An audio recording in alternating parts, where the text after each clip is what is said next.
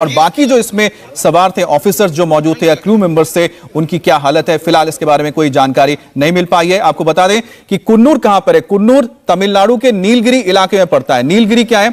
नीलगिरी जो ऊटी का आपने जो तस्वीरें देखी होंगी, कई फिल्मों में आपने ऊटी देखी है, पहाड़ी इलाका है, नीलगिरी का इलाका पड़ता है। इसके पास एक वेलिंगटन इलाका है। वेलिंगटन एक आर्मी कैंटोनमेंट है जहां पर सीडीएस विपिन रावत को जाना था।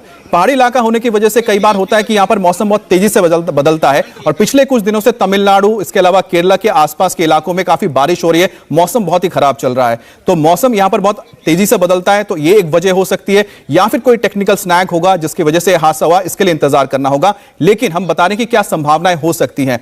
मी-17 V5 हेलीकॉप्टर जिसका जिक्र हम कर रहे हैं, बहुत ही सेफ हेलीकॉप्टर माना जाता है, जिसमें प्रधानमंत्री से लेकर राष्ट्रपति से लेकर सभी वीवीआईपी इसमें ट्रैवल करते हैं। तो इसका जो ट्रैक रिकॉर्ड है इस हेलीकॉप्टर का बहुत ही अच्छा है और मी-17 V5 बहुत ही आधुनिक और मॉडर्न हेलीकॉप्टर है, जिसे हाल ही में इंडक्ट किया गया इंडियन एयरफोर्स में। तो इंडियन एयरफोर्स का यह विमान था जिसमें सवार होकर सीडीएस विपिन रावत जा रहे थे, लेकिन यह हादसे का शिकार हो गया और अब तक जो खबर आ रही है जिसमें बताया जा रहा है कि अस्पताल में फिलहाल मौजूद हैं जनरल विपिन रावत।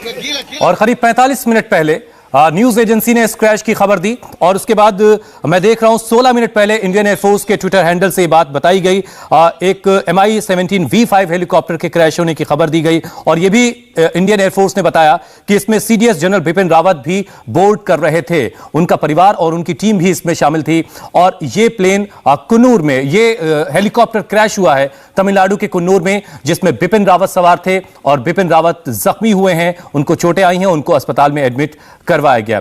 और इस खबर की, इस क्रैश की जानकारी प्रधानमंत्री नरेंद्र मोदी को भी दे दी गई है। सीडीएस जनरल बिपिन रावत सवार थे इस हेलीकॉप्टर में जो क्रैश हुआ है और इस क्रैश की खबर अब पीएम मोदी को भी दे दी गई है।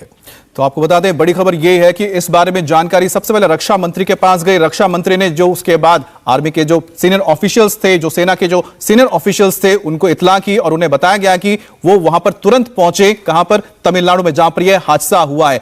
अब जैसा बताया जा रहा है कि प्रधानमंत्री मोदी को भी इस हेलीकॉप्टर हादसे के बारे में जानकारी दे दी गई है और इस बारे में आपको बताएं कि रेस्क्यू ऑपरेशन फिलहाल वहां पर जारी है, क्योंकि अभी भी इंतजार करना होगा कि आखिरकार जो उसमें तमाम लोग मौजूद थे उनका क्या हाल है। इसके लिए भी इंतजार करना होगा, क्योंकि बिल्कुल। इस इलाके में आपको बता दें कि यह पहाड़ी इलाका है। पहाड़ी इलाका होने के साथ साथ यहां से लोगों को लाना, उसके बाद इनको अस्पताल ले जाना, इसमें वक्त लगता है, इसलिए वक्त लगेगा यहां से इंफॉर्मेशन आने में भी, क्योंकि ये जो पहाड़ी का इलाका, इसलिए हम बता रहे हैं कि यहां पर मौसम बहुत तेजी से बदलता है। इसी वजह से यहां पर जब हेलीकॉप्टर यहां फ्लाई कर रहा होगा, हो सकता है कि इसके क्रैश होने के पीछे या तो टेक्निकल स्नैग होगा या फिर हो सकता है कि मौसम में अचानक खराबी भी इसकी वजह हो सकती है।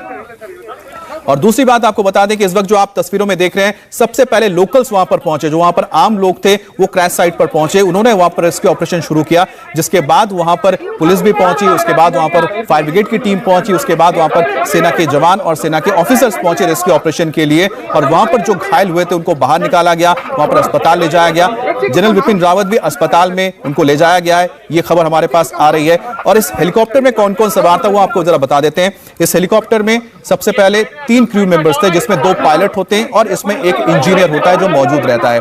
इसके अलावा जनरल विपिन रावत और उनकी पत्नी इसमें थी और साथ ही उनका स्टाफ था। उनके स्टाफ में करीब से 5 से 6 लोग मौजूद थे और कुल बताया जा रहा है कि 14 लोग इसमें सवार थे, उससे ज्यादा स्टाफ हो सकते हैं। उनके स्टाफ में एक ब्रिगेडियर लेवल के होते हैं, उसमें एक लेफ्टिनेंट कर्नल लेवल के ऑफिसर होते हैं। इसके अलावा उनके दूसरे भी वहां पर स्टाफ मौजूद रहते हैं, जो PSO यानी कि पर्सनल सिक्योरिटी ऑफिसर भी मौजूद रहते हैं, जो इस हेलीकॉप्टर में मौजूद थे जिस वक्त ये हादसा हुआ था।